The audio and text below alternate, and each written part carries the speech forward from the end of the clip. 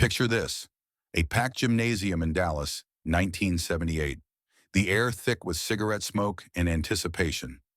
In one corner stands Thunder, Tommy Briggs, a 6'4" heavyweight with a record that speaks for itself. 47 wins, 0 losses, and a mouth that never stops running. His gold chains catch the harsh fluorescent lights as he shadow boxes, each punch accompanied by taunts echoing through the arena. This old man's gonna learn what real power looks like, he sneers to his corner. In the opposite corner sits a quiet figure in simple black trunks. No flashy entrance, no entourage of yes men, no theatrical warm-up routine. Just Chuck Norris, methodically wrapping his hands with the precision of someone who's done this 10,000 times before. The crowd doesn't know his name yet. They see a 38-year-old martial artist stepping into a young lion's den. What they're about to witness isn't just a fight. It's a masterclass in humility, delivered with surgical precision by a man who never needed to prove he was the toughest person in the room because everyone who truly mattered already knew. Our story begins 3 months earlier in a smoky Las Vegas sports bar where egos collide like freight trains in the night. Tommy Briggs is holding court, his massive frame draped across a corner booth like he owns the place. Fresh off his latest knockout victory, he's riding high on a wave of media attention and his own inflated sense of invincibility. "I'm telling you," Tommy bellows to the gathered crowd of hangers-on and reporters, his voice cutting through the ambient noise like a rusty blade. "There ain't a man alive who can stand toe-to-toe with me in that ring. Not Ali in his prime, not Foreman with his sledgehammers for fists. I'm the evolution of boxing. All the power, none of the old-school limitations." The crowd nods and laughs at his jokes, but in the corner, an elderly fight promoter named Eddie Castellanos shakes his head. Eddie's seen 1,000 fighters like Tommy, talented, powerful, but missing something crucial that separates good fighters from legends. At 67, Eddie has forgotten more about combat sports than most people ever learn, and Tommy's arrogance reminds him of another young heavyweight who learned humility the hard way. "You know, son," Eddie says, his gravelly voice somehow carrying despite its quiet tone, "I've been in this business for 40 years. I've seen men who could punch holes through brick walls, and I've seen quiet guys who could drop those same men with a touch. Power without wisdom is just destruction, waiting for direction." Tommy's laugh is sharp and dismissive. "Wisdom? Old man, this is boxing, not philosophy class. You hit hard, you hit first, you win. Everything else is just fancy talk from guys who couldn't cut it." But Eddie's words plant a seed that will soon grow into something Tommy never saw coming. The challenge comes during a late-night radio interview on KPWR Los Angeles. Tommy, riding the publicity wave from his latest victory, is feeling particularly invincible. The host, known for stirring controversy, decides to poke the bear. "Tommy, there's been talk in martial arts circles about crossover potential. You know Chuck Norris? Multiple-time world karate champion? The guy's basically unbeatable in his sport. Think you could take him in a boxing match?" Tommy's response comes without hesitation, fueled by bourbon and bravado. "Chuck who? Look, I respect the karate guys, I really do. Great for movies and demonstration matches. But this is boxing, the sweet science of hurting people efficiently. I've got 8 inches and 60 pounds on him, plus hands that have been registered as lethal weapons in 3 states. If this Chuck guy wants to step into a real man's sport, I'd be happy to give him a free education." The interview clip spreads like wildfire through sports media. Within 48 hours, it's playing on every major sports talk show, with pundits debating the merits of traditional boxing versus martial arts. Some call Tommy foolish for challenging a legend. Others argue that boxing's superiority in pure striking combat is undeniable. Chuck Norris hears about the challenge while training students at his dojo in Torrance. His initial reaction is to ignore it entirely. He's spent decades proving nothing to nobody, and he's not about to start now. But when his longtime friend and training partner, Joe Lewis, shows him the interview clip, something shifts in Chuck's expression. "Listen to how he talks about martial art," Joe observes, rewinding the tape. "Like we're just playing pretend while he's doing the real work. Maybe it's time someone reminded the boxing world that power comes from more than just muscle and attitude." Chuck considers this for a long moment.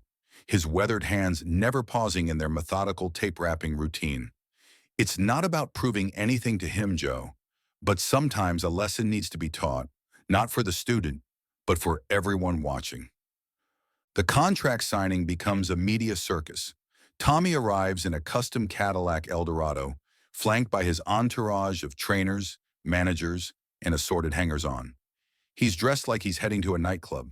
Silk shirt, gold chains, enough cologne to choke a horse. The press eats it up, cameras flashing as he poses and flexes, his trademark cocky grin never wavering. Chuck arrives alone in a modest pickup truck, wearing jeans and a simple button-down shirt. No fanfare, no theatrical entrance. He simply walks through the crowd, signs the contract with the same methodical precision he applies to everything else, and prepares to leave. But Tommy isn't done with his performance. "Hold up there, cowboy," Tommy calls out, his voice dripping with mock courtesy. "Don't you want to say something for the cameras? Maybe share some of that ancient Oriental wisdom with the folks at home?" The silence that follows is thick enough to cut with a knife. Every reporter in the room holds their breath, sensing they're about to witness something significant. Chuck turns back slowly, his blue eyes meeting Tommy's with a calm intensity that makes several people in the crowd unconsciously take a step backward. "I've got nothing to prove to you," Chuck says quietly, his voice carrying clearly through the silent room. "But since you seem to need an education in respect, I'll be happy to provide one. 3 rounds, Queensberry rules, winner takes all." Tommy's grin widens. 3 rounds? Hell, I'll be generous and let it go the distance. Wouldn't want folks saying I didn't give the old-timer a fair chance. As Chuck walks away, Tommy can't resist one final jab. "Hey, Chuck, better bring some ice packs. You're gonna need 'em." Chuck doesn't turn around, doesn't acknowledge the taunt, but those close enough to see notice his jaw tighten almost imperceptibly. The lesson he's about to teach won't just be about boxing technique. 3 days before the fight, Chuck sits in his backyard at dawn, methodically going through his meditation routine. The California morning is crisp and quiet, broken only by the distant sound of traffic beginning to build on the nearby freeway. This ritual has grounded him for decades, a bridge between the warrior he was trained to be and the teacher he's chosen to become. His mind drifts back to Korea, 1958. A young airman named Carlos Ray Norris, stationed at Osan Air Base, walking into his first Tangsudo class with nothing but determination and a willingness to learn. He remembers the brutal training sessions, the countless hours of repetition, the slow transformation from a shy kid from Oklahoma into something harder and more focused. He remembers his first tournament, the terror and exhilaration of facing an opponent who wanted nothing more than to prove his superiority. He remembers learning that true strength isn't about dominating others. It's about mastering yourself so completely that external challenges become opportunities for growth rather than threats to your ego. Most importantly, he remembers his instructor's words. "A warrior who needs to prove he is a warrior has already lost the most important battle." Tommy Briggs reminds Chuck of his younger self in all the wrong ways. The hunger for validation, the need to be seen as the strongest, the confusion of power with worth. The difference is that Chuck learned humility through discipline and respect. Tommy's about to learn it through a much harsher teacher. Standing up from his meditation, Chuck begins his morning training routine. Each movement is precise, economical, practiced until it operates below the level of conscious thought. His body may be 38 years old, but it moves with the fluid efficiency of a machine built for a single purpose. As he works through combinations that blend karate strikes with boxing fundamentals, a quiet smile crosses his face. Tommy Briggs has no idea what's coming. Fight night arrives with all the pageantry Tommy craves. The Dallas Memorial Auditorium is packed to capacity, a sea of faces hungry for spectacle. Tommy's entrance is everything he dreamed it would be. Pyrotechnics, a live band, dancers, the works. He struts to the ring like a peacock in silk shorts, acknowledging the crowd's mixed reaction with theatrical bows and flexed biceps. Chuck's entrance is the antithesis of Tommy's show. No music, no lights, no drama, just a quiet walk to the ring, acknowledging a few familiar faces in the crowd with subtle nods.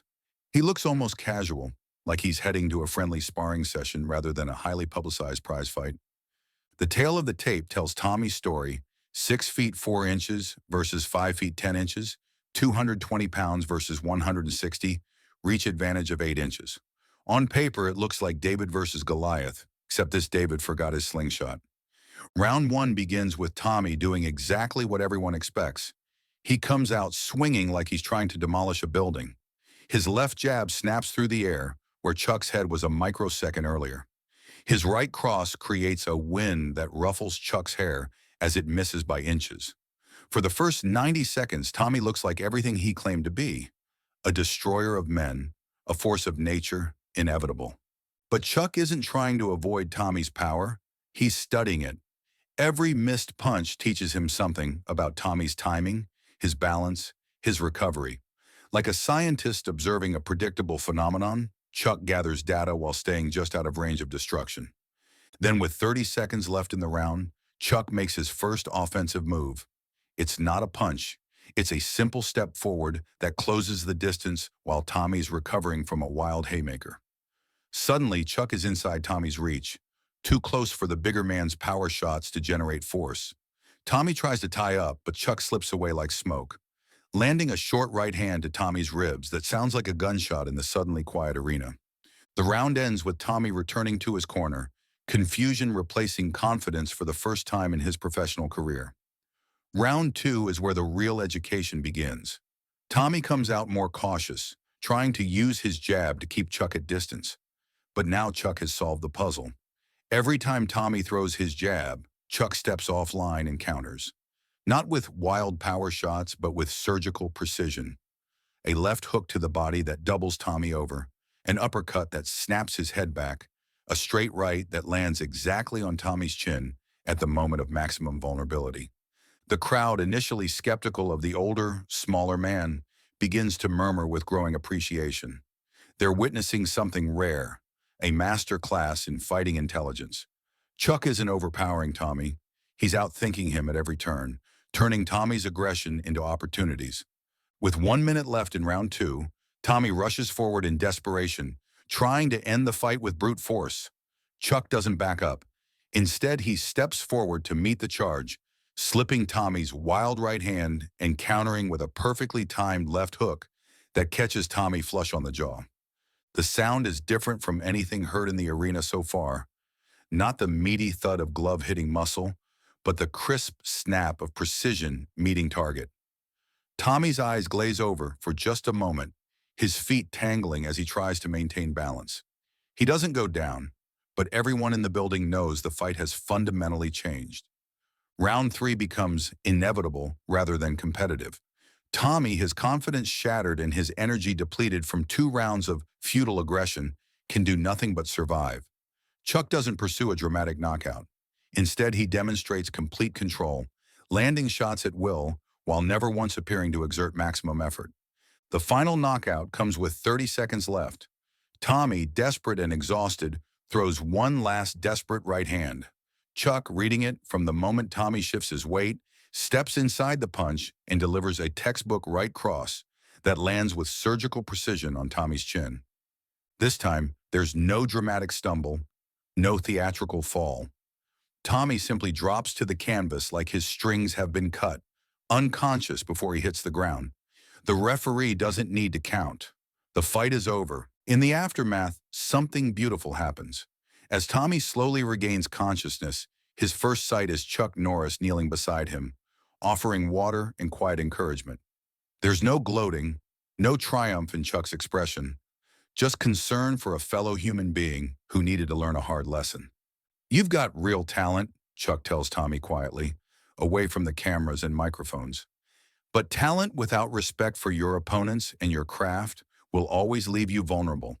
The strongest person in the room is usually the one who doesn't need to tell everyone about it." Tommy, his jaw swollen and his pride in ruins, manages a nod. For the first time in his professional career, he's encountered someone who defeated him completely while somehow making him feel like he'd learned something valuable rather than just been beaten. The post-fight interviews tell the story perfectly. Tommy, humbled but not humiliated, speaks with newfound respect for martial arts and for the man who taught him that strength comes in many forms. Chuck characteristically deflects praise, and instead talks about the importance of continuous learning and respect for all martial traditions. Fighting isn't about proving you're the toughest person in the room, Chuck says to the assembled media. It's about understanding yourself well enough that you don't need external validation.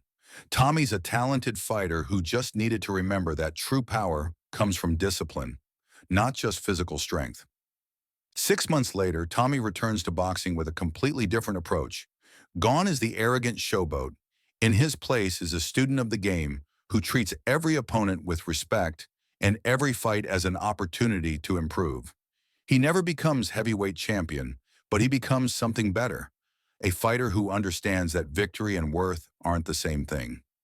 As for Chucknorris, the fight simply becomes another quiet chapter in a life dedicated to teaching others that the most important battles are the ones fought within ourselves. He returns to his dojo, to his students, to the quiet satisfaction of helping others discover their own strength. The real knockout that night wasn't delivered by Chuck's right hand. It was the realization that true warriors build others up rather than tearing them down. Sometimes the most powerful thing you can do is show someone that strength without wisdom is just weakness wearing a disguise. The toughest person in the room is usually the one who never needs to prove it.